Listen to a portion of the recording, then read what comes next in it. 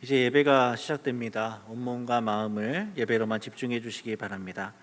다 함께 묵도하심으로 주일 낮 예배를 하나님께 드리겠습니다.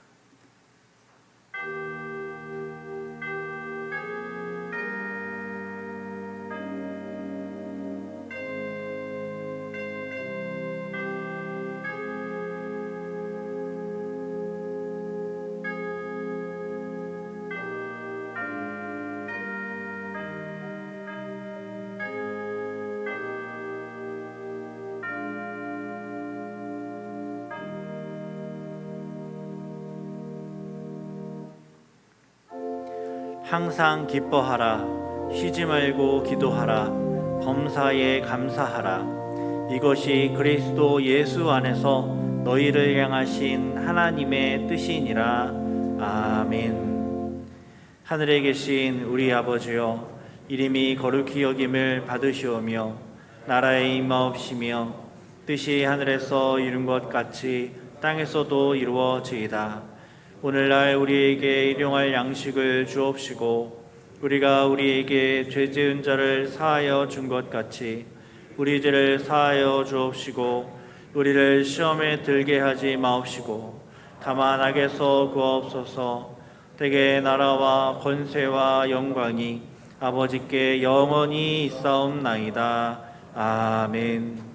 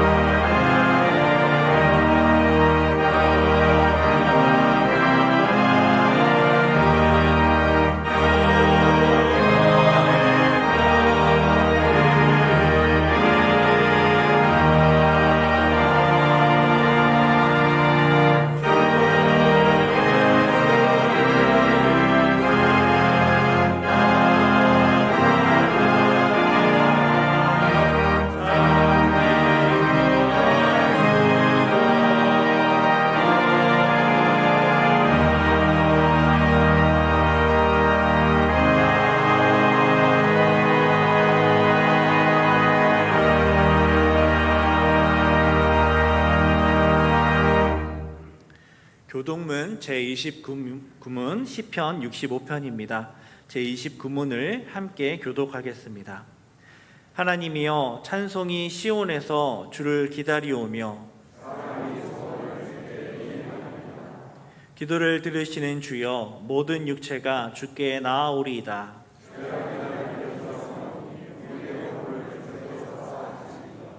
주께서 택하시고 가까이 오게 하사 우리가 주의 집 곧 주의 성전의 아름다움으로 만족하리이다. 하나님의 강에 물이 가득하게 하시고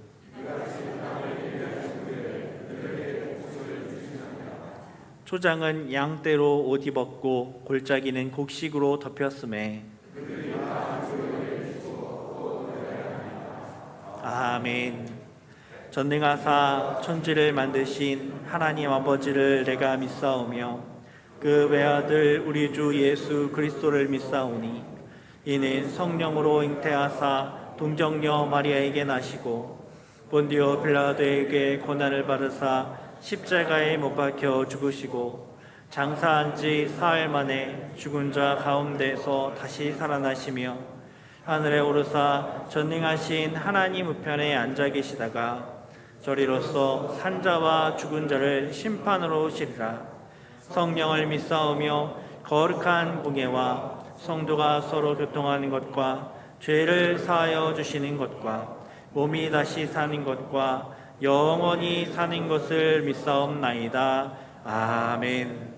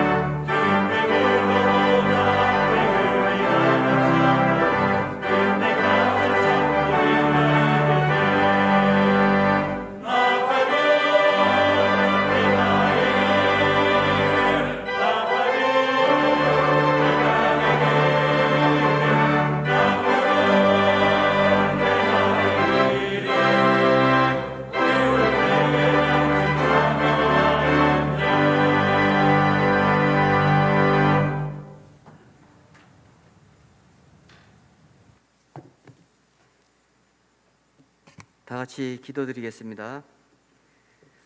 영광과 존귀와 찬양을 받으시기에 합당하신 하나님 아버지, 거룩하고 복된 주일 허락하시고 주의 전에 사모하는 마음으로 나오게 하시니 감사와 기쁨으로 경배드리옵나이다. 이 시간 신령과 진정으로 드려지는 예배를 받아주시오며 모든 영광을 주님께 올려드리옵나이다. 내 이름으로 일컫는 내 백성이 그들의 악한 길에서 떠나 스스로 낮추고 기도하며 내 얼굴을 찾으면 내가 하늘에서 듣고 그들의 죄를 사하고 그들의 땅을 고칠지라. 하나님 아버지, 우리를 택한 백성 삼으시고 예배 가운데 우리의 기도를 들으시고 이 시간 우리의 모든 죄가 사해지며 이 땅을 코로나로부터 고쳐주시고 회복시켜 주실 것을 믿습니다. 이곳에 승동의 몸된 교회를 주님의 피값으로 반석 위에 세우시고 영혼 구원의 사명을 잘 감당케 하심을 감사드리옵나이다. 성령 충만한 교회가 되어서 성도들 간에 서로 화목하고 사랑으로 섬기는 교회가 되게 하여 주시옵소서. 코로나로 인하여 힘들고 어려운 시대에 살고 있는 승동의 모든 권속들을 실족지 않게 보호하시고 지켜주시는 하나님 아버지, 우리의 믿음을 끝까지 붙들어 주시고 흔들리지 않게 하시며 믿음으로 인하여 승리하게 하여 주시옵소서. 이 시간 주일학교와 다음 세대를 위하여 기도합니다. 어려서부터 예배를 통하여 말씀으로 은혜 받고 기도와 찬양으로 체험받게 하시어 인격적으로 주님과 교통하며 복음으로 무장되어서 글로벌 시대의 리더로서 쓰임받는 자들이 다 되게 하여 주셨기를 원합니다. 새벽 이슬 같은 청년들이 죄의 유혹을 이기고 거룩한 삶, 믿음의 삶을 살아갈 수 있도록 인도하여 주시옵소서. 6분의 파송 선교사를 주님이 부르시고 각 나라로 파송케 하셔 13곳의 해외 개척 교회를 세우시고 복음을 전도하게 하심을 감사드리옵나이다. 오직 하나님만을 의지하며 복음 전파하시는 파송 선교사님을 지켜주시고 날마다 새로운 힘을 공급해 주시기를 원합니다. 각 선교지마다 땅끝까지 복음이 증거되는 역사가 있게 하여 주시옵소서.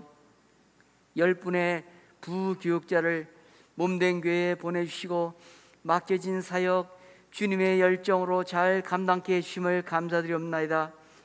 이 시간 예배 중에 선포되는 최영태 담임 목사님의 준비된 하나님의 말씀으로 우리 각자의 삶의 터전에서 새 힘을 얻고 믿음으로 살게 하시고 육신의 연약함을 입은 성도들에게 소망의 말씀으로 힘을 주시며 믿음으로 승리하는 삶을 살게 하여 주시옵소서.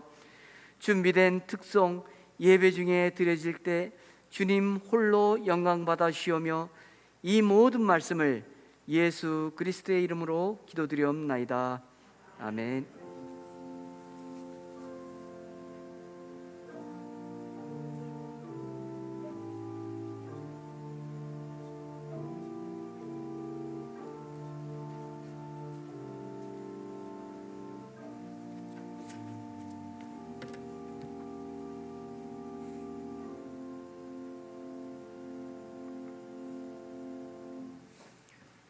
성경을 봉독하겠습니다. 하나님의 말씀은 마태복음 22장 23절에서 33절까지입니다.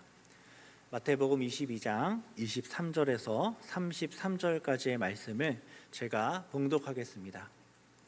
부활이 없다 하는 사두개인들이 그날 예수께 와서 물어 이르되 선생이여 선생님이여 모세가 일렀으되 사람이 만일 자식이 없이 죽으면 그 동생이 그 아내에게 장가들어 형을 위하여 상속자를 세울지니라 하였나이다.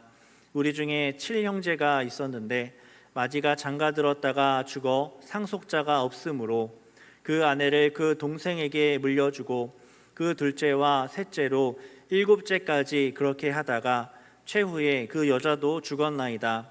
그런즉 그들이 다 그를 취하였으니 부활 때에 7 중에 누구의 아내가 되리이까? 예수께서 대답하여 이르시되 너희가 성경도 하나님의 능력도 알지 못하는 고로 오해하였도다. 부활 때에는 장가도 아니가고 시집도 아니가고 하늘에 있는 천사들과 같으니라. 죽은 자의 부활을 논할진대 하나님이 너희에게 말씀하신 바 나는 아브라함의 하나님이요 이삭의 하나님이요 야곱의 하나님이로라 하신 것을 읽어보지 못하였느냐? 하나님은 죽은 자의 하나님이 아니요 살아있는 자의 하나님이시니라 하시니 무리가 듣고 그의 가르치심에 놀라더라. 아멘. 이제 특성으로 하나님께 영광을 돌리겠습니다. 이어서 살아있는 자의 하나님이라는 제목으로 담임 목사님의 말씀 선포가 있겠습니다. 많은 은혜 받으시기 바랍니다.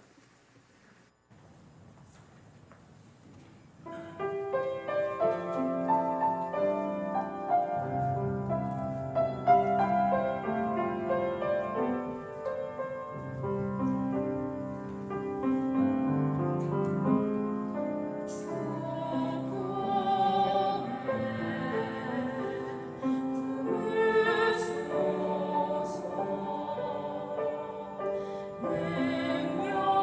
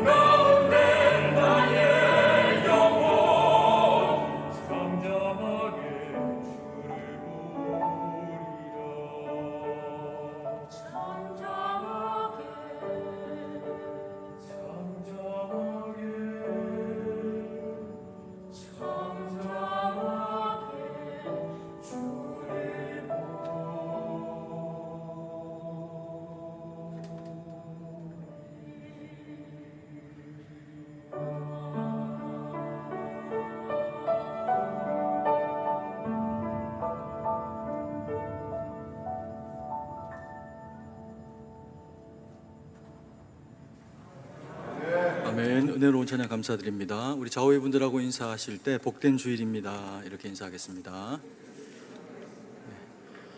네, 한 번 더 인사하도록 하겠습니다. 살아계신 하나님을 만납시다 이렇게 인사하겠습니다. 네, 오늘도 그런 복된 주일 되기를 간절히 소망합니다. 미리 한 가지 개인적인 그런 이야기를 잠깐 드리면, 우리 성도님들이 이제 영상으로만 또 이렇게 예배를 드리시면서 걱정하시는 일이 생길까봐, 제가 이제 얼굴이 이쪽이 좀 부어 있고 또 입술도 터져 있고 이래서 엄마 같은 우리 이 권사님들, 성도님들이 걱정하시는 그런 경우들이 있어서 미리 말씀을 드리면, 주중에 제가 이게 이제 어금니가 좋지가 않은 상태여서 몇 주 동안 좀 이렇게 고생을 하다가 발치를 지난주에 그렇게 하게 됐습니다. 그래서 어금니도 뽑고 또 옆에 이렇게 누워 있는 그 사랑니도 이렇게 뽑고 하다 보니까 의사 선생님이 얼마나 고생을 하시고 1시간이 넘게 이제 막 이걸 막 뽑고 하는 그런 그 작업들이 있다 보니까 이렇게 좀 얼굴이 좀 부어 있는 그런 그 면이 있습니다. 그래서 그런 이해를 가지고, 특별히 아픈 거 아니니까 그렇게 생각해 주시면 감사하겠습니다. 오늘 이 본문의 말씀에 보니까 사두개인이라고 하는 대상들이 등장을 해서 예수님 앞에 질문을 하고 있는 그런 이제 이야기를 다루게 됩니다. 이 사두개인이 어떤 대상들인지에 대해서 간략하게 이들에 대한 이해를 잠깐 가지게 되면, 원래는 특별히 사두개인이라고 하는 대상들이 다윗 시절이나 그때는 존재했던 것이 아닙니다. 포로기 이후에 돌아온 이제 이스라엘 백성들 가운데서 민족이 하나 되어서 외세와 이렇게 부딪히고 싸워내고 하는 이제 그런 과정들을 겪게 되면서 제사장들이 중심이 되어서 신앙 운동으로 그렇게 이스라엘 백성들의 독립을 이제 추구하게 되는 그런 일들이 중간기라고 하는 그런 그 기간 동안에 있게 됩니다. 그때 이제 수고로이 그들이 앞에서 백성들의 대표로 싸우기도 하고 또 백성들을 모으기도 하고 이렇게 하는 그 과정 가운데서 자신들을 솔로몬 시대 또 그리고 다윗 시대에 활동했던 사독 제사장의 후손들이다, 혹은 그 영향력 아래에 있던 대상들이다라고 하는 이제 그런 이제 명분을 본인들에게 부여하면서 이스라엘의 왕족은 아닌데 왕처럼 군림하고 또 그리고 귀족이 되어지게 되는 어떤 대상들이 나타나게 됩니다. 그들이 이 사두개인이라고 하는 대상들인데, 이들에게 가지고 있는 그 특징 중에 하나가 뭐냐 하면 부활이 없다라고 그렇게 이야기하고 천사도 없다라고 생각하는 그런 이제 바리새인들하고는 다른 신앙적인 면모를 가지고 있습니다. 그리고 또 이들은 신앙적으로는 모세 오경만 중요하게 생각하면서 유대 사회가 구전으로 전파되어지는 율법은 그렇게 중요하게 받아들이지 않는 그런 이제 모습을 가지고 있습니다. 그래서 굉장히 보수적인 집단이다라고 그렇게 사두개인들을 지칭하게 됩니다. 그런데 이들의 실제적인 어떤 그런 그 삶에 있어서 가지고는 또 이들이 굉장히 현실주의적인 그 세속적인 사람들이다라고 그렇게 이야기를 합니다. 신앙적으로는 모세오경을 그렇게 존중하고 따르고 이렇게 하면서 동시에 이들이 살아가는 그 삶에 있어 가지고는 정치적인 힘을 그들이 그 세월 동안의 여건들 가운데서 자기들에게 생기고 나니까 이것을 포기하고 싶지 않은 마음이 그들 가운데 생기게 됩니다. 그래서 이들이 백성들에게 그렇게 사실은 존중받지도 못하고 그리고 백성들에게 그렇게 인정받지 못함에도 불구하고 여전히 정치적인 어떤 그런 그 힘과 장악력을 가지고 이스라엘의 통치자로 귀족 사회로 그렇게 이제 군림하고 있었던 대상이 이 사두개인이라고 하는 대상들입니다. 그러면서 또 돈을 중요하게 생각해서 철저하게 그들의 가치가 땅에 있는 권세와 그리고 재물에게 치우쳐져 있었던, 그래서 존경받지 못하는 지도자들이 바로 이 사두개인이라고 하는 대상들입니다. 그런데 이들이 예수님 앞에 나와서 부활 논쟁이라고 하는 그런 그 유명한 일화를 남기는 질문을 던집니다. 그 질문의 내용이 뭐냐면, 우리 중에 7형제가 있었는데 마지가 장가들었다가 죽어서 상속자가 없어서 그 아내를 그 동생에게 물려주고, 그리고 또 둘째도 그와 같이 죽고 셋째도 그와 같이 죽으면서 이 형수였던 첫 번째 그런 그 아들의 아내가 계속해서 물림이 되어지는, 대물림이 되어져서 7번째 아들에게까지 대물림이 되어지는 그런 일이 이들 가운데 있었다라고 그렇게 이야기를 합니다. 그리고는 7째 아들도 세상을 떠나게 됩니다. 그리고 이 여인은 그보다 더 오래 살아가지고 결과적으로는 이 여인도 생명이 다하게 되는 그런 그 순간이 주어지게 되는데, 그렇다라고 하면 부활 때 이 여인은 그 7 형제들 중에서 누구의 부인이 되는 겁니까? 라고 하는 예수님 앞에 질문을 하게 됩니다. 그런데 이것이 사실은 질문이라기보다는 이들도 바리새인들처럼 여전히 예수님에게 올무를 잡고 싶어하는 그런 마음이 있기 때문에 올무의 내용을 가지고 예수님을 걸어서 백성들 앞에서 무안을 주고 싶은 그런 마음 때문에 사실은 질문 아닌 질문을 하게 되는 그런 모습을 이들이 보이게 됩니다. 왜냐하면 이들은 부활에 대해서 관심이 없고 부활을 믿지 않습니다. 그러니까 예수님의 부활과 그리고 또 바리새인들이 이야기하는 그 부활에 대해서 이들은 인정하지 않습니다. 그럼에도 불구하고 이 부활에 대해서 질문을 던지고 있는 것은 그렇기 때문에 예수님을 책잡기 위해서 이야기를 하고 있는 그런 내용이라고 볼 수가 있는 거죠. 그리고 이 계대 결혼이라고 하는 형사 치수의 이런 어떤 그 율법 조항이 실행되어지고 있는 내용을 보면 오늘 이 사두개인 무리들은 이것을 마치 조롱거리처럼 좀 웃기는 이야기처럼 그렇게 예수님에게 질문을 해서 이 형제와 이 집안을 조금은 좀 웃음거리를 만들어버리는 것과 같은 모습이 그 안에 보여집니다. 그런데 이스라엘의 율법을 놓고 이 이야기를 따지고 보면 이것은 조롱받거나 혹은 누군가에게 질문되어져야 될 해당하는 그런 그 이야기가 아니라 이 계대 결혼이라고 하는 것이 이스라엘 사회에 있었던 이유가 뭐냐 하면 당시에 경제적으로 모든 영역에 있어서 기득권이 남성 중심으로 있게 되는 사회를 살아가게 될 때 여인들이 남편이 일찍 죽거나 혹은 장성하여 자기를 돌볼 수 있는 아들이 없는 경우에는 생계가 막연하게 됩니다. 그래서 그들이 생존할 수 있는 그런 이제 방편을 얻게 해주기 위해서 동생에게 들어가서 그리고 또 그 자녀를 낳아가지고 형의 계보를 잇도록 하는 그런 이제 일이 이 계대 결혼이라고 하는 그런 이제 결혼식이 가지고 있는 의미입니다. 그러니까 이것은 섬김입니다. 구제입니다. 그리고 이 이야기는 따지고 보면 이스라엘 사회 가운데 실제로 이와 같은 이야기 우리 중에라고 이렇게 표현하니까 있었다라는 이야기죠. 지어낸 이야기가 아니라면 실제로 있었던 이야기가 될 수가 있는데 이런 이야기에 해당하는 일이 있었다라고 하면 이것은 이 사회 가운데서 어때야 된다는 이야기입니까? 칭찬받아 마땅한 이야기라는 겁니다.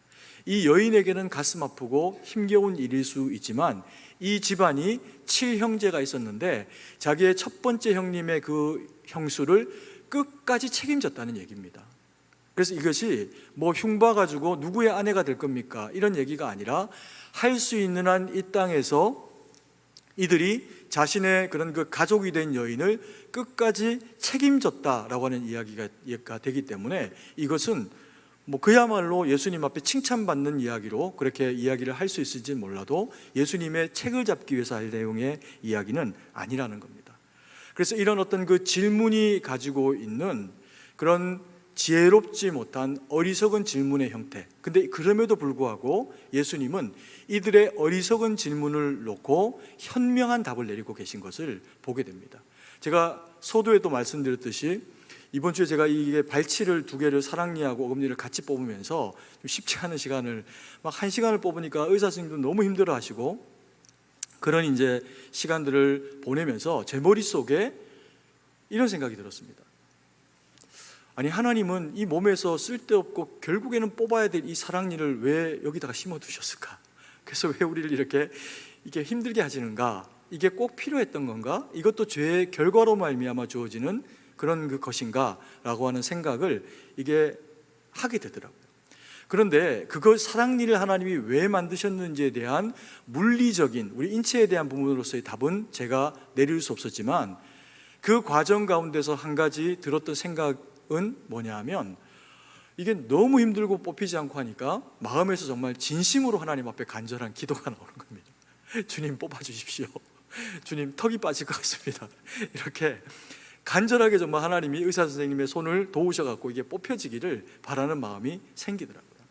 우리가 살아가고 있는 또 우리 주변에 주어져 있는 그 모든 환경을 우리가 다 이해할 수는 없습니다. 그러나 그것을 깊이 돌아보고 하나님의 뜻이 그 안에 무엇인지를 묻고 찾아가면 그것이 아니다고 하더라도 다른 면에 있어서 우리 가운데 그것이 하나님 앞에서 유익이 되게 하는 상황으로 주님은 반드시 우리의 모든 상황들을 몰고 가십니다. 이런 어리석은 질문이 아니라 예수님에게 올무를 걸기 위한 사두개인과 이들이 한 이 질문을 통해 가지고 예수님은 복음과 그리고 또 부활과 천국의 소망이 우리에게 어떤 형태로 주어지는 것인지, 그리고 하나님 나라에 장차 우리가 입성하게 되면 우리는 어떻게 되어질 것인지에 대해서 그렇게 말씀해 주시는, 가르쳐 주시는 기회로 이 이야기를 삼으시게 됩니다. 그래서 우문현답처럼 그렇게 예수님이 우리 가운데 지혜로, 그들은 들을 수 없어서 멸망길로 나아가지만 우리가 들을 수 있도록 하나님이 이 얘기가 얼마나 값진 내용인지 복음서를 통해서 우리에게 남기고 계시는 그런 그 이야기를 보게 됩니다. 실제로 이 사두개인들은 이것을 받아들이지 않아 가지고요, 예수님이 오시고 나서 70년 후에 이들은 존재가 완전히 없어집니다. 다 로마에 의해서 죽임바 되어지고 이들의 피가 재물에 섞여져서 드려지게 되는 그런 그 어처구니 없는 상황 가운데로 내몰리게 되는 그런 상황을 맞이하게 됩니다. 왜요? 말씀해 주시는데도 불구하고 끝까지 돌이키고 듣지 않습니다. 그러면 이들은 듣지 않았지만 우리에게 주님은 말씀해 주시는데, 이 주신 말씀이 가지고 있는 그 의미가 무엇인지를 우리가 이 본문의 말씀을 통해서 함께 그렇게 알아보는 시간을 가지기를 원합니다. 첫 번째, 예수님께서 이 우문현답의 이런 이야기를 통해 갖고 우리 가운데 들려주는 첫 번째 천국에 대한 이야기가 뭐냐면요, 30절 말씀입니다. 제가 읽어드리겠습니다. 부활 때에는 장가도 아니 가고 시집도 아니 가고 하늘에 있는 천사들과 같으니라 라고 이야기를 하시면서, 부활 때에는 장가도 어떻게 합니까? 가는 일이 없답니다. 그리고 장가를 가는 일이 없으니 시집을 가는 일도 없다고 이야기합니다. 천국에서는 결혼 제도가 없다는 거죠. 이 결혼 제도는 그러면 이 땅 가운데서는 천국에서 없어질 것인데 왜 이 땅 가운데서는 우리로 하여금 유지하고 살아가도록 그렇게 하시는 걸까요? 하나님께서 이 땅 가운데 아담과 하와를 지으시면서 그들이 독처하는 것을 선히 여기지 않으십니다. 그러면서 아담으로 잠들게 하고 깊이 잠든 아담의 갈빗대 하나를 취해서 그것을 기준으로 해서 여인을 만들고 두 사람이 한 몸으로 하나가 되는 가정을 이루도록 창조 때부터 예수님께서 하나님께서 그와 같은 배려를 하시는 것을 보게 됩니다. 그래서 결혼 제도는 태초부터 인류가 시작될 때부터 존재해왔던 제도가 되는 거죠. 그렇게 하신 이유는 뭐냐면, 우리가 혼자 하는 것이, 독자하는 것이 선하지 않다 여기신 이유가 뭐냐면, 우리는 부족하고 우리는 불완전한 대상이기 때문에 그렇습니다. 그래서 남편에게는 아내가 있고 아내에게는 남편이 있음으로 인하여 가지고 서로가 서로를 도움으로 비로소 하나가 되어지는 존재가 될 수 있도록 하나님이 우리에게 배우자라고 하는 대상을 허락을 하셨다는 거죠. 그래서 서로 섬기고 돕는 것을 인해 갖고 더 온전해지라는 겁니다. 그런데 이런 온전해야 하는 이런 이제 그 관계가 천국에 가면 결혼이라고 하는 제도가 없어진다고 합니다. 그럼 왜 그럴까요? 이 땅에서 살아가는 동안에 우리는 불완전해서 서로가 서로에게 깃대어져 있는 관계 구조가 되어져야 하지만, 천국에 가면 온전히 이 관계가 회복이 되는데 어떤 형태로 되어지냐 하면, 거기에는 정말 예수 그리스도로 말미암아 우리가 하나님 안에서 한 가족, 대가족의 형태로 온전함으로 이루어지기 때문에 더 이상 결혼이라는 그런 구조를 통해 갖고 서로의 불완전함을 깃대어줘서 가족이 이루어져야 될 이유가 사라지는 곳이라는 겁니다. 그것만으로 모든 관계가 충만이고 그것만으로 전혀 부족하지 않은 하나님과 우리 사이의 자녀됨과 부모됨, 그리고 우리는 주님의 거룩한 신부가 되어지는 그 관계를 통해 가지고 우리의 그 가족 관계가 하나님의 나라 가운데서 그렇게 이루어진다는 거죠. 그리고 또 굳이 이 땅 가운데서 하나님이 이런 결혼의 제도를 허락하신 이유는 뭐냐면, 건강하게 남녀가 서로 간에 책임지는 구조를 가지는 이 제도 가운데서 생육하고 번성하여서 아름다운 그런 그 상황을 이루어라, 번성해라, 땅에서 끊어지지 말아라 라고 하는 주님의 약속을 이루기 위한 그런 이제 일로 부부됨을 허락하신 겁니다. 천국에서는 더 이상의 사람이 늘어나야 될 필요가 없는 하나님과의 완전함으로 충만히 이루어지니까 결혼을 통해 이루어지는 번성함이 더 이상은 거기에는 필요가 없는 겁니다. 그러면 이제 이렇게 생각할 수 있습니다. 우리 중에 결혼을 하지 않은 사람들이 있을 수 있습니다. 그러면 나는 이 땅에서 그런 하나님이 원하시는 그런 그 가정을 누리지 못하는 걸까? 성경은 그렇게 이야기하지 않습니다. 바울은 이것에 관해서 뭐라고 이야기하냐면 고린도전서 7장 38절 보면 그러므로 결혼하는 자도 잘하거니와 결혼하지 아니하는 자는 더 잘하는 것이니라 라고 이야기를 하면서 결혼하는 것도 잘하는 거지만 결혼하지 않는 것은 더 잘하는 거다 이렇게 이야기를 합니다. 왜 바울이 이렇게 이야기를 할까요? 앞전에 나오는 그런 그 해당하는 내용들을 보면 사람은 누군가 내가 소중하게 생각하는 사람, 가족, 또 부부가 되어지는 어떤 존재가 생기고 나면 그 사람에게 내 마음과 에너지를 줄 수밖에 없습니다. 남편은 아내를 배려해야 되고 아내는 남편을 배려해야 되며 또 부부는 자녀들을 배려하고 자식들도 성숙해 갈수록 부모님을 배려해야 되는 구조를 가질 수밖에 없다는 겁니다. 그러니까 이런 이제 구조가 우리 가운데 있어서 서로에게 이것이 책임이 되고 일정 부분은 무거움과 곤란함이 되면 하나님의 나라를 생각할 여유가 주어지기 어렵다는 거죠.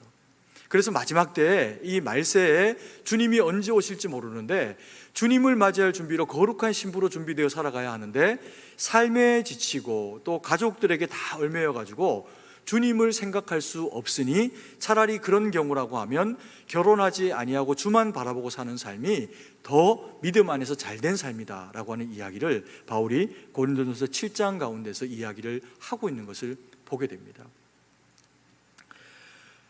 그리고 이것 비슷한 얘기를 예수님께서도 하십니다. 마태복음 12장 47절에서 50절 말씀인데 제가 읽어드리겠습니다. 한 사람이 예수께 여짜오되 보소서 당신의 어머니와 동생들이 당신께 말하려고 밖에 서 있나이다 하니 말하던 사람에게 대답하여 이르시되 누가 내 어머니며 내 동생들이냐 하시고 손을 내밀어 제자들을 가리켜 이르시되 나의 어머니와 나의 동생들을 보라. 누구든지 하늘에 계신 내 아버지의 뜻대로 하는 자가 내 형제요 자매요 어머니이니라 하시더라. 예수님께서 자기를 만나러 온 마리아와 그 동생들의 무리를 예수님의 제자들이 그들이 도착했습니다. 당신을 만나기를 원합니다 라고 이야기를 하니까 하신 말씀입니다.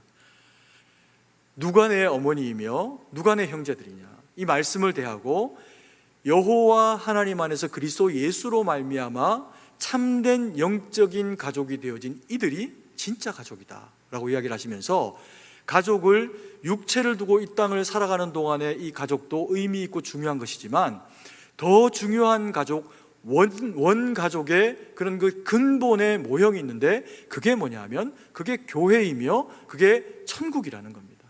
그래서 하나님 안에서 우리가 잠들게 되어지면 우리 모두가 믿음 안에서 한 가족이 된다는 거죠. 그래서 결혼을 통해서도 한 가족이 되지만 결혼을 아니하는 선택을 믿음으로 한 그런 그 지체들의 경우에도 심지어는 결혼을 할 수 없는 상황 가운데로 내몰린 어떤 대상이라고 하더라도 믿음 안에서 교회 안에서는 영적으로 한 가족이다라고 하는 것을 우리 가운데 말씀하십니다. 그래서 이 영적인 가족됨을 천국에 가서 부활하고 난 이후에만 누리는 것이 아니라 이 땅 가운데서도 누리며 살아가라라고 배려하신 공간이 어디냐면 그리스도의 몸이 되어지는 교회라고 하는 공간이라는 거죠.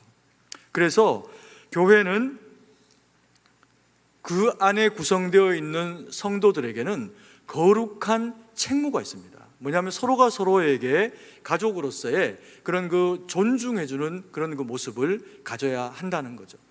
교회가 가장 교회답게 아름답게 보이는 그런 그 경우는 어떤 경우일까요? 서로가 서로에게 대해서 위로가 되고 또 교회만 가면 마음이 즐겁고 행복하고 기쁜 겁니다.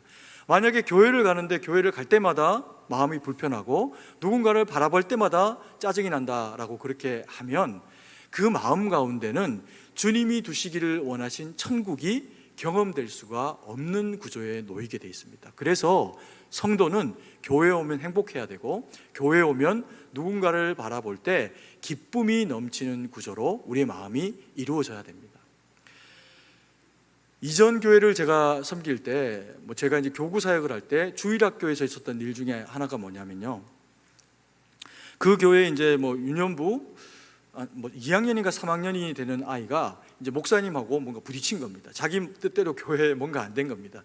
그래서 이제 목사님한테 이 아이가 이제 불평을 하면서 한 얘기가 뭐냐면, 목사가 말이지, 이렇게 이야기를 한 겁니다. 우리가 목사이고 목사이지 않고를 떠나서 어른들을 대할 때 아이들이 다 존칭을 하고 아저씨라고 하고 무슨 님이라고 표현하는 게 일반적인 아이들이 가지고 있는 소통의 방식이죠.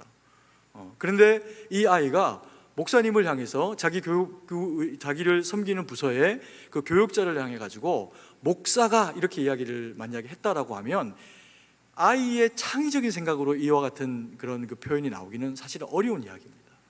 이게 무슨 얘기일까요? 집에서 들은 겁니다. 부모님이 또 누가 어른들이 교회에 대한 이야기를 하면서 목사가 말이지, 교회가 말이지, 아무개 누가 말이지, 이렇게 이야기를 하면서 존칭 없이 어떤 상황에 대해서 이야기를 한 것을 옆에 있던 아이가 들은 겁니다. 그러면서 교회 목사들은 다 나쁜 놈들이구나, 존중받을 대상이 아니구나 라고 하는 학습이 되어져 버린 겁니다. 이게 우스갯 얘기 같지만 얼마나 이게 무서운 이야기고, 그 아이는 그것을 토로하고 그게 수정되어지지 못하는 기회를 가지게 되면요, 그 아이의 영혼과 신앙은 완전히 망가지게 되어 있습니다. 왜 그럴까요? 100% 하나님의 말씀으로 존중되어져야 될 말씀이 대상에 대한 왜곡된 마음을 가지는 것 때문에 말씀을 선별적으로 듣게 되거나 말씀을 거부하는 일이 발생을 하기 때문에 그렇습니다. 그래서 가족들에게 이야기를 할 때는, 특히 자녀들이 볼 때는 교회의 이야기를 하실 때요, 정말 조심해서 하셔야 됩니다. 덕담이 되어져야 될 어떤 목사님에 대한 이야기, 어떤 장로님, 권사님에 대한 덕담이 되어지는 이야기가 아니면 입을 닫으셔야 합니다. 사실 이와 같은 이야기에 제일 많이 어려움으로 노출될 수 있는 게 저와 같은 교역자의 가정입니다. 100% 늘 성도님들만 만나고 교회 안의 이야기들만 제게는 가득 차 있기 때문에 그렇습니다. 그래서 저는 집에 가서 일절 교회 얘기를 안 합니다. 미담이 되는 이야기들은 하죠. 그와 같은 이야기가 아니라고 하면 어떤 대상에 대한 이야기, 교회가 가지고 있는 어려움에 대한 이야기, 저희 집사람에게나 애들에게나 이야기를 하지 않습니다. 왜요? 그들의 신앙에 도움이 되지 않을 수가 있기 때문에. 우리가 내 아내에게 교회에 대한 불편한 이야기를 합니다. 그러면 아내의 신앙이 망가집니다. 내 자녀들의 앞에서 교회에 대한 이야기, 불미스러운 교회 성도나 교육자들에 대한 이야기를 쉽게 하게 되면 그들의 영혼이 자주 망가지게 됩니다. 이것은 어린 자녀들에게만 해당하는 얘기가 아니라요, 장년 자녀들이어도 부모는 가지고 있는 제일 큰 힘이 뭐냐면 영향력입니다. 말의 권세예요. 장성한 자녀들도 부모님이 하는 교회에 대한 좋지 못한 이야기를 듣게 되면 교회가 싫어집니다. 내 부모님에게 이렇게 하는 교회 나는 다니지 않을 거야 라고 하는 상황이 발생할 수도 있게 된다는 겁니다. 물론 우리 교회에는 그런 얘기를 제가 들은 적이 없고 그렇지 않을 겁니다. 그럼에도 불구하고 이와 같은 상황에 대해서 우리가 이해를 가지고 있어야 우리와 우리의 자녀들이 가지고 있는 이 신앙이 더 온전히 잘 세워지게 된다는 겁니다.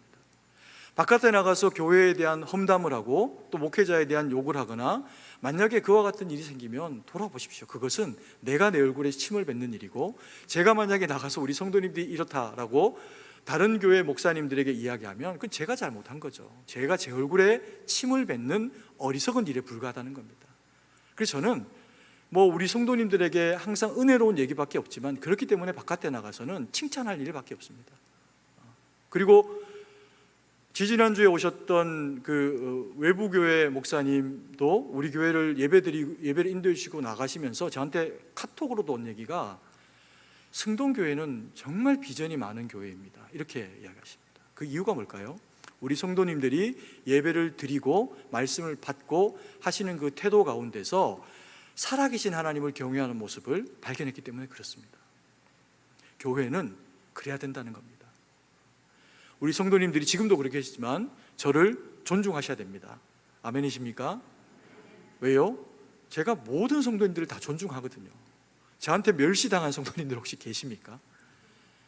저는 모든 성도님들을 다 존중합니다. 교회는 그래야 교회고, 그래야 교회다움이 있고, 그래야 나와 내 가정이 믿음 안에 든든히 서가게 됩니다. 아멘이십니까? 그리고 두 번째로 예수님께서 들려주고 계시는 그런 그 이야기, 이 부활 논쟁을 우리들에게 주시는 그 말씀을 하시는 내용이 뭐냐면 30절 말씀을 다시 한번 읽습니다. 같이 한번 읽겠습니다. 부활 때에는 장가도 아니가고 시집도 아니가고 하늘에 있는 천사들과 같으니라. 해당하는 말씀에 보니까 부활 때에는 장가도 아니가고 시집도 아니가고 하늘에 있는 누구 같을 것이다? 천사들과 같을 것이다, 이렇게 이야기합니다. 그러면 예수님께서 말씀하고 계시는 이 천사들과 같은 그런 그 존재로 우리가 된다라고 하는 것이 어떤 이야기일까요? 천사들이 가지고 있는 특징이 뭡니까? 이들은 영적인 대상입니다. 얼마만큼 영적일까요? 100% 영적인 대상입니다. 그러면 우리가 어떤 대상이 된다는 겁니까? 영적인 대상이 된다는 거죠. 100% 영적인 대상이 된다는 겁니다. 그런데 이것은 한편으로는 이와 같이 만약에 설명하면 맞는 이야기가 되기도 하지만 또 한편으로는 부족한 얘기가 될 수도 있습니다. 왜 그럴까요? 우리는 부활하지 않아도 아직 죽음을 맛보지 않고 지금 이 순간에 예수님을 믿고 살아가는 동안에도 우리는 여전히 어떤 존재일까요? 영적인 존재입니다. 육적인 죄를 지을 수도 있고 허물을 가질 수 있는 육적인 모습이 우리 안에도 있지만 거룩한 것을 추구하고 영혼의 말씀을 사모하는 영적인 측면이 우리 가운데 있기 때문에 말씀이 말씀으로 들리고 새김받아진다는 겁니다. 그래서 우리는 부활하기 이전에도 이미 이 육신을 살아가는 이 동안에도 영적인 존재들입니다. 그러면 하늘의 천사들과 같이 된다라고 말씀하시는 이 주님의 이야기는 또 다른 면에서는 어떡한 이야기일까요? 예수님은 부활하시고 나서 특징을 보입니다. 벽을 뚫고 등장을 하세요. 그리고 제자들 가운데 나타나시고 또 사라져 버리십니다. 육체가 놀랍게 만져질 수도 있는 육체이지만 신비로운 육체로 바뀌어지게 됩니다. 그와 같은 이야기일까요? 그럴 가능성이 많습니다. 부활하신 주님이 부활하신 육체의 모범이 된다면 우리가 육의 부활도 영의 부활과 함께 분명히 있게 될 겁니다. 그런데 오늘 설명하고 계시는 하늘의 천사와 같이 될 것이다 라고 하시는 이 말씀의 근본적인 그런 그 내용, 중요한 이야기는 뭐냐면 천사들이 영적인 존재다 라고 하는 이야기는 천사들은 거룩한 존재라는 겁니다. 이들은 죄를 범할 수가 없는 대상들입니다. 하나님만큼 옳아서가 아니라 하나님에게 100% 속해 있는, 하나님에게 깃대어져 있는 대상들이다 보니까 이들은 100% 영적인 대상으로 하나님 안에서 100% 거룩한 대상들로 존재합니다. 그래서 이들이 죄를 범할 수가 없다는 겁니다. 우리가 이 땅을 살아가는 동안에는 우리가 성경의 말씀의 표현대로 하면 천사보다 조금 못한 대상, 이렇게 표현합니다. 그 이유는 우리의 존재가 천사보다 부족하기 때문이 아닙니다. 천사는 우리를 돕는, 우리가 부려야 하는 그런 그 대상으로 지음바 되어진 대상인데, 죄 때문에, 우리의 허물 때문에 잠깐 우리가 이 세상을 살아가는 동안에 온전히 우리는 100% 거룩하기 어렵다, 예수 그리스도를 제외하면 그게 불가능하다, 그 얘기를 성경이 이야기하고 계실 따름입니다. 그러면서 우리로 하여금 너희가 어떤 존재이냐, 거룩한 존재이다 라고 하는 것을 일깨우고 있죠. 그럼 우리가 이 땅을 살아가는 동안에는 이 거룩을 경험할 수 없습니까? 그렇지 않습니다. 이 거룩을 경험하게 되는 곳이 바로 그리스도의 몸인 주님이 우리에게 허락하신 교회예요. 우리 성도님들에게는 승동교회입니다. 그래서 교회는 굉장히 중요한 곳입니다. 성도의 거룩이 이루어지는 터전입니다. 그게 아니면 무형교회로 교회가 그렇게 중요하지 않다 이야기를 할 수도 있겠죠. 그러나 우리가 이 땅을 살아가는 동안에는 주님이 우리에게 이 교회를 선물로 허락하시고 또 그리스도의 몸을 이루기 위해서 우리가 이 교회를 잘 섬기고 그렇게 나아가야 한다는 겁니다. 그래야 이 교회를 통해서 우리의 죄성을 자꾸 누르면서 거룩한 존재로 더 연합하여 성도가 서로를 돌아보고 세우고 하는 그런 작업을 하게 되죠. 언제 성도는 가장 거룩해질까요? 우리가 이 땅을 살아가는 동안에 우리가 하나님이 말씀하신 이 거룩이 우리에게는 경험될 수가 없을까요? 그렇지 않습니다. 성경에서 그 예를 보면 베드로라고 하는 주님의 제자가 등장합니다. 그는 물고기 잡는 자였고 어부였습니다. 그를 불러 세우시면서 주님이 그 가운데 서시고 말씀하여 고기를 잡는 놀라운 일을 보이시니 베드로가 예수님의 발 앞에 엎드립니다. 그리고 뭐라고 이야기합니까? 주여, 나는 죄인입니다. 나를 떠나십시오. 이렇게 이야기합니다. 그런데 예수님이 떠날까요? 떠나지 않습니다. 베드로는 또 계속 가라고 할까요? 그렇지 않습니다. 자기의 존재를 깨닫게 되었기 때문에 자기가 얼마나 죄인인지를 발견했지 주님을 멀리 떠나라고 밀어내고 있는 이야기가 아니라는 겁니다. 죄 있는 대상과 자기가 죄인이라는 것을 깨닫게 된 어떤 한 지체와 그 사람을 씻어주기 위한 죄사함의 사랑과 역사를 보이고 계시는 주님이 한자리에 서 있는 모습이 세상에서 보일 수 있는 가장 거룩한 장면입니다. 심지어 베드로는 그리고 나서요, 예수님을 따릅니다. 그리고 예수님이 십자가를 지시기 위해 가지고 끌려가시고 모진 고난을 받게 될 때 예수님을 자기 살려고 3번이나 부인합니다. 그래도 주님은 다시 그를 찾아와 주셔서 부활하시고 난 이후에 그들에게 모습을 보이고 만지게 하시고 느끼게 하시면서 믿음 없는 자가 되지 말라라고 말씀하시고는 자신이 먼저 갈릴리로 가 있을 테니 너희도 오라 라고 요청을 하십니다. 그리고 그들을 위해서 물고기를 또 그리고 떡을 구워 조반을 준비하시면서 그들을 먹이시고 난 이후에 베드로에게 배부르게 하시고 난 이후에 묻습니다. 베드로야, 내가 나를 사랑하니? 베드로가 주님 사랑합니다 고백합니다. 주님이 한 번 더 물으십니다. 베드로야, 내가 나를 사랑하니? 주여, 사랑합니다. 주님이 짓궂게 한 번 더 물으십니다. 베드로야, 네가 나를 사랑하니? 그 순간에 3번 부인한 예수님을 사랑한다 고백하고 주라 시인하면서 예수님을 부인했던 자신의 어리석은 모습이 떠오릅니다. 쉽게 말을 못합니다. 그리고 예수님에게 묵직한 대답을 합니다. 주여, 내가 사랑하는 줄 주님이 아십니다. 내 양을 먹여라. 여러분, 세상에 어디가 가장 아름다운 곳일까요? 죄인이 있고 용서해 주시는 분이 있고 그 안에서 죄인은 의인이 되어지는 공간이 있다면 거기가 세상에서 가장 아름다운 곳이죠. 교회는 그래서 아름다운 곳입니다. 만났더니 죽일 만큼 밉고 내게 대해서 좋은 말을 안 한 것, 내가 볼 때 마음에 들지 않는 모습을 가지고 있는 어떤 대상 때문에 내 마음이 힘들어지면 내 마음만 힘든 겁니다. 내 마음이 천국으로 이루어지는 유일한 길은 내 마음에 뭐가 사라지는 걸까요?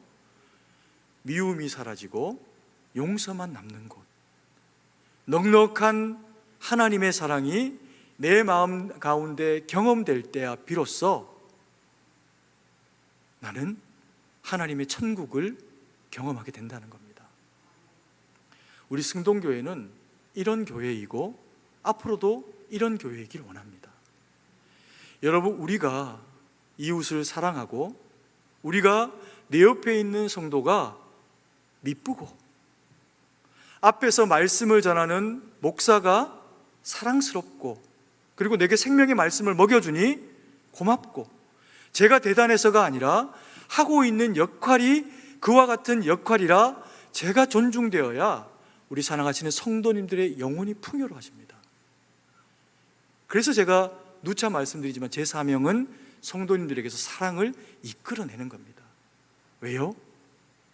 제가 사랑받고 싶어서가 아니고 우리 성도님들의 영혼이 잘 되어지고 성도님들의 영혼이 잘 되어지면 범사에 주님이 잘 되게 하시기 때문에 그렇습니다.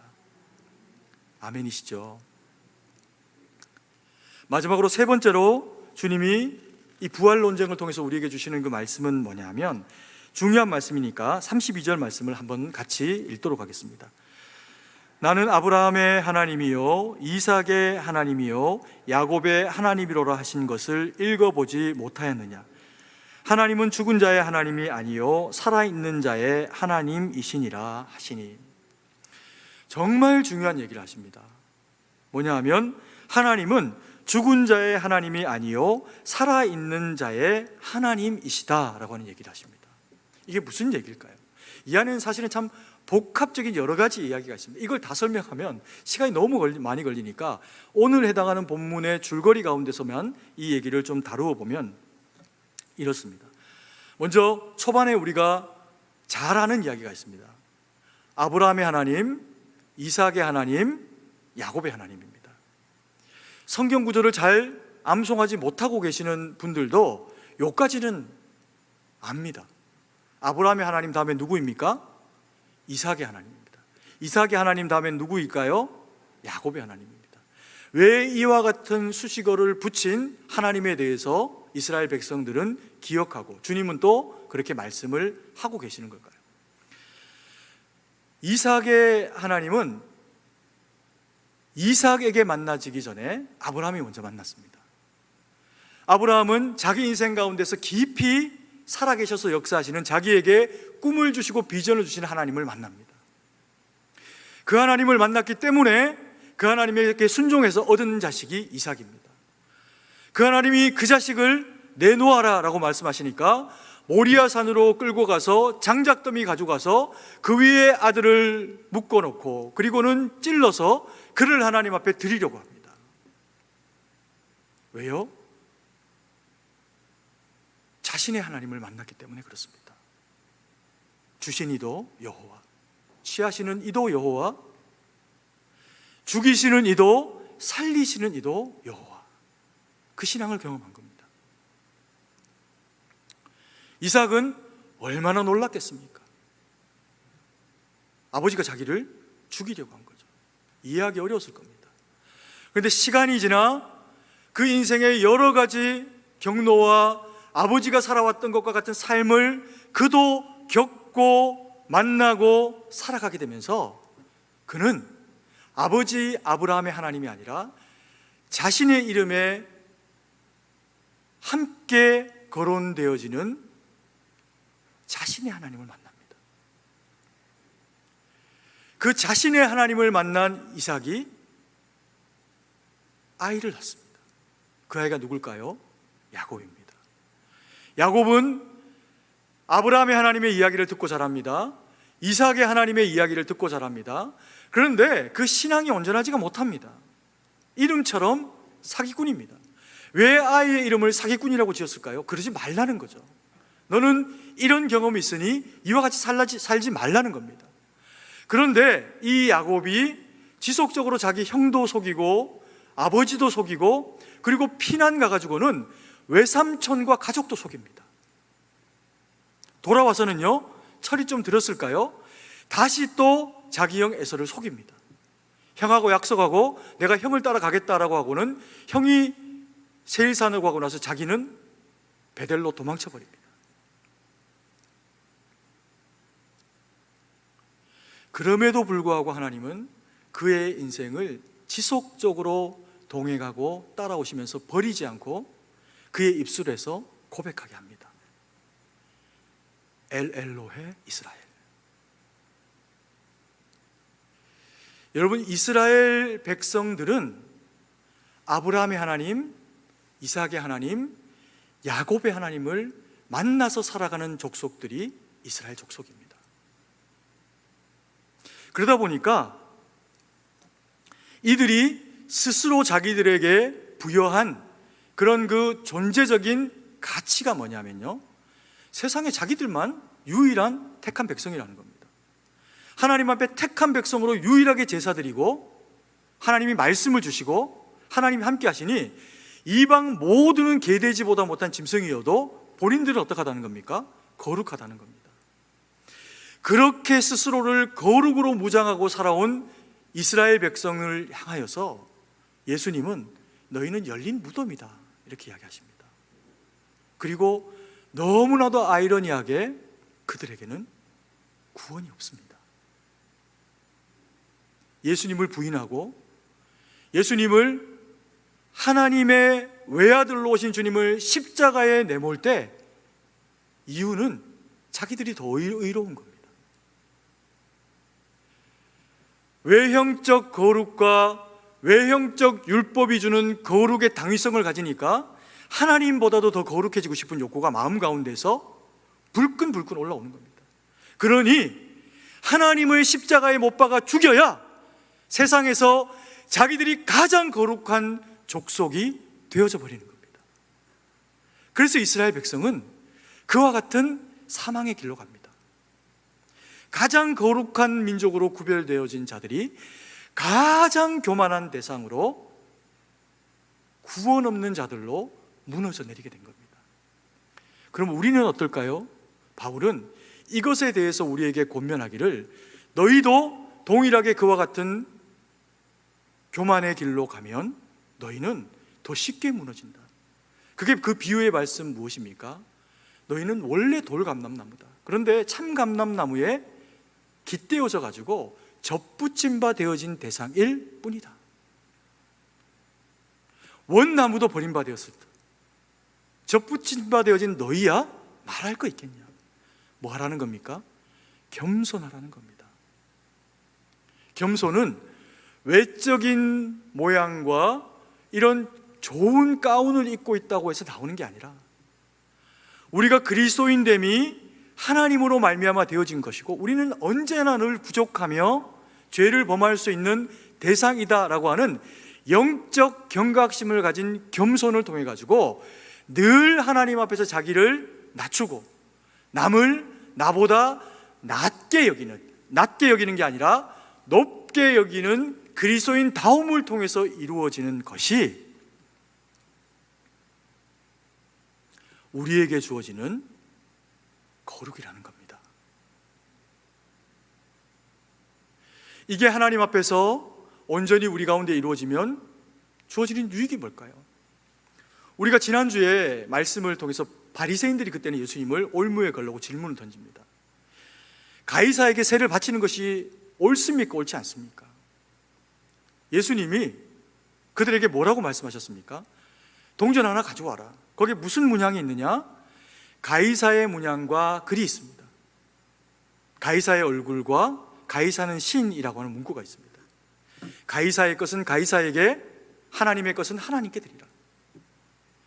가이사의 문양이 세워진 것은 가이사에게 드리라. 이런 얘기가 아닙니다. 세상의 권세는 주로 말미암아 온 것이다.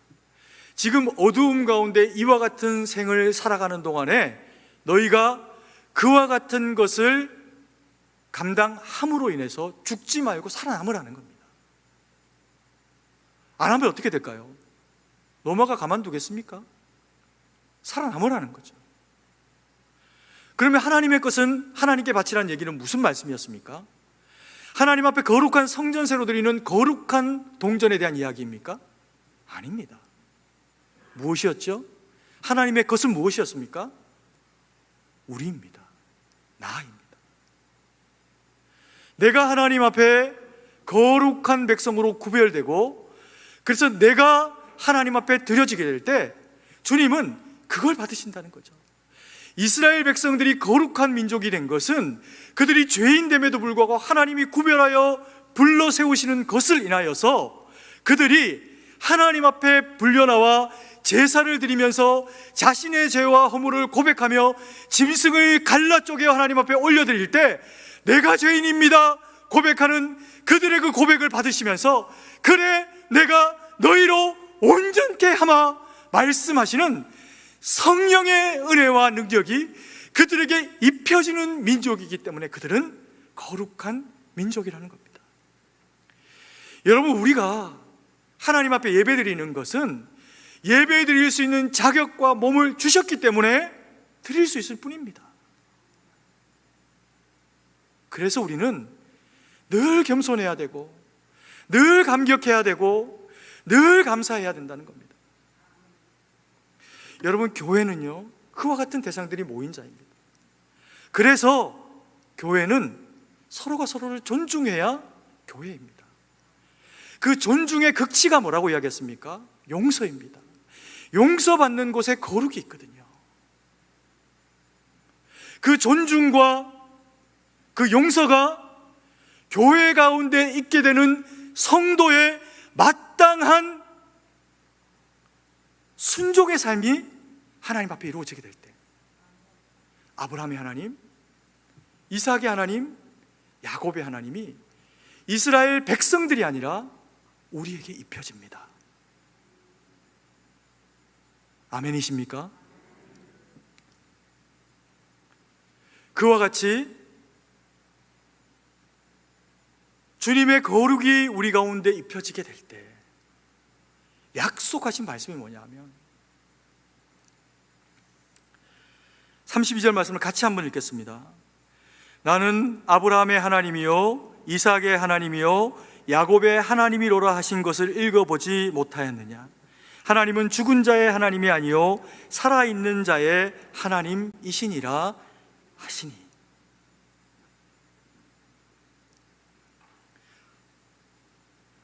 우리가 하나님의 것이 되면,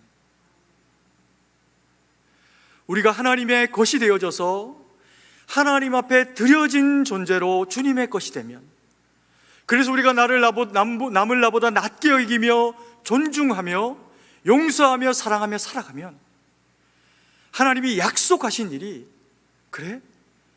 내가 너의 하나님이 되나? 그리고 내가 너의 하나님이 된 그 하나님은 죽은 자의 하나님이 아니라 여전히 살아계셔서 너희가 살아있니?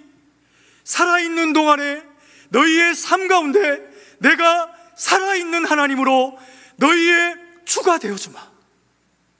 약속하시고 동행하시는 이야기가 살아계신 자의 하나님으로 자기를 소개하고 계신다는 겁니다.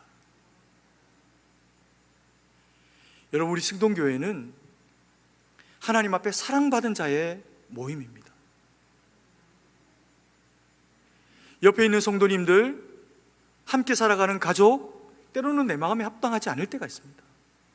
우리는요, 내 생각과 다르면 치열해집니다. 남의 생각을 틀렸다고 생각합니다. 그래서 미워할 수도 있습니다. 그때 주님이 우리에게 말씀 주시면 뭐 하라는 겁니까? 성도니 사랑해내라. 가족이니 용서해야지. 그러면 내가 살아계신 하나님으로 살아있는 너에게 역사하마. 이 약속의 말씀을 우문현답으로 주님이 우리 가운데 말씀하고 계십니다. 이 말씀 붙잡고 살아가신 우리 사랑하시는 성도님들의 삶 가운데 존중하며 용서해서 하나님 사랑 힘입고 주의 능력 힘입고 살아가는 저와 우리 사랑하시는 성도님들 되기를 간절히 소망합니다.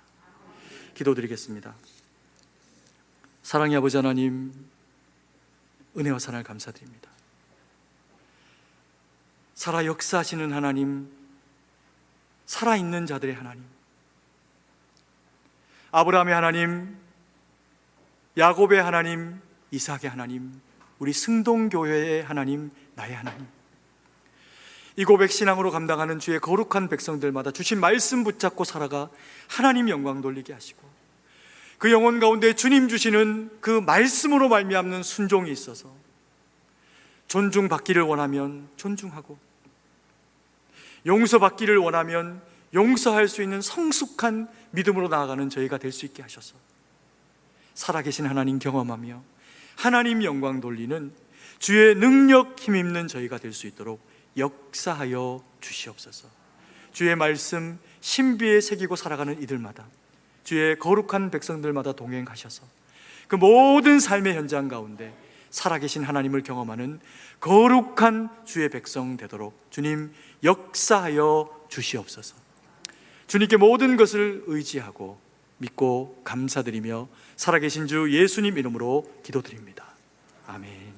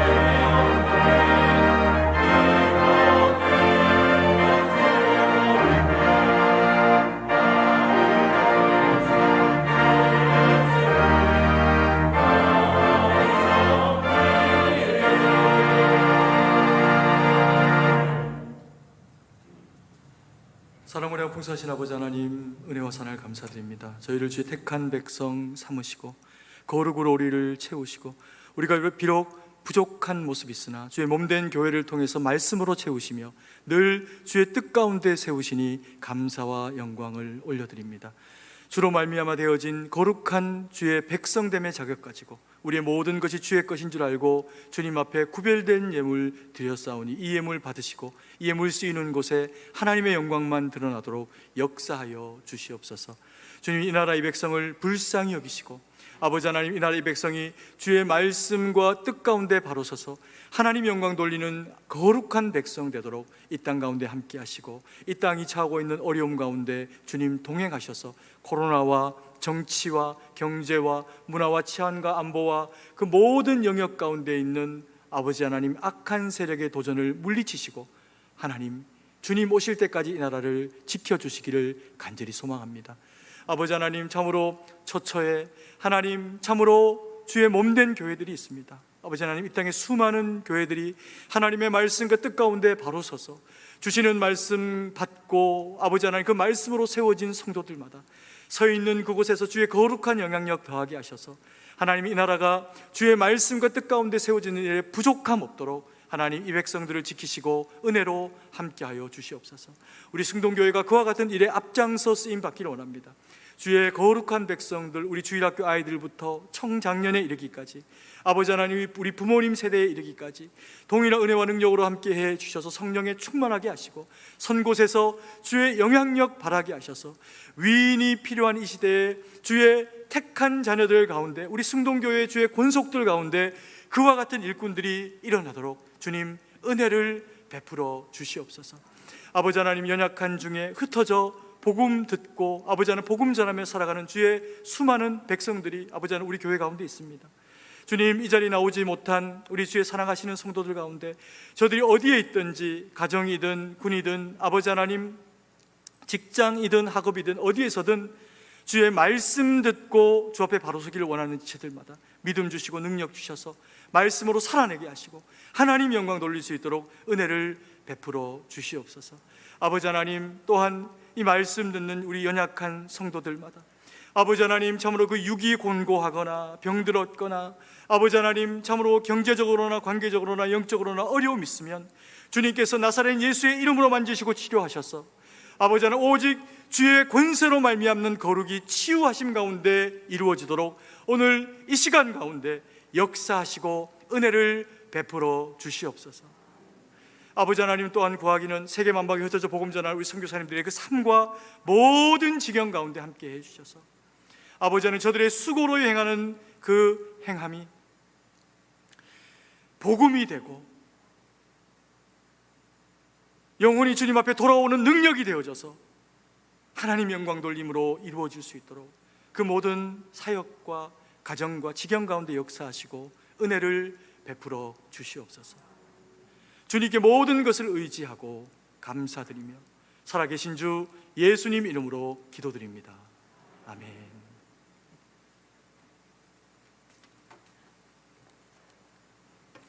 교회 소식을 알려드립니다. 코로나19로 인한 사회적 거리두기 방침에 따라 예배를 조정하오니 양해와 협조를 부탁드립니다. 모든 대면 예배는 99명까지 가능합니다. 주일 예배는 1부, 2부에 대면 예배 및 실시간 인터넷 예배로 드립니다. 단 실시간 인터넷 예배는 2부에만 있습니다. 3일밤 예배는 수요일 저녁 7시에 대면 예배 및 실시간 인터넷 예배로 드립니다. 교육부서 예배는 유아 유치부부터 고등부까지는 주일 오전 11시에, 청년부는 주일 오후 1시에 대면 예배 및 실시간 인터넷 예배로 드립니다. 금요 기도회 및 새벽 기도회는 당분간 각자의 처소에서 기도해 주시기 바랍니다. 주일 저녁 예배와 각종 모임도 계속 중단합니다. 상황이 조속히 해결될 수 있도록 기도해 주시고 교회와 성도님들의 예배와 영육간의 강건함을 위해서 기도해 주시기 바랍니다. 진행되고 있는 교육부서 여름 성경학교 및 수련회 일정을 화면과 주보를 참조하여 주시고 위하여 기도해 주시기 바랍니다. 2021년 승동 원고를 모집합니다. 주제 1은 승동교회와 나, 주제 2는 말하고 싶었습니다. 주제 3은 시수필 만화 그림입니다. 10월 17일 주일까지 교회 사무실로 제출해 주시기 바랍니다.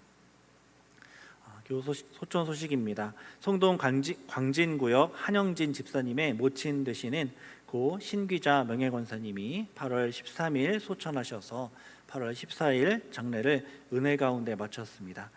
이 자리에 유가족들이 참석하셨습니다. 잠시 일어나 주시기 바랍니다. 네, 앉아 주시기 바랍니다.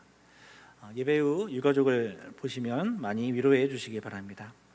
나머지 교회 소식은 주보를 참조해 주시기 바랍니다. 다 함께 일어나서 찬송가 1장을 찬양하시고 축도로 예배를 마치겠습니다.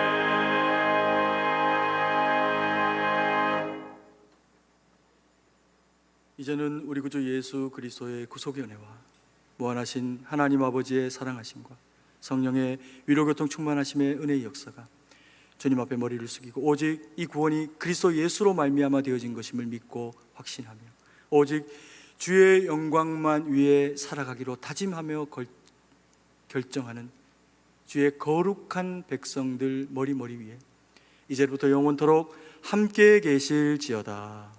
아멘.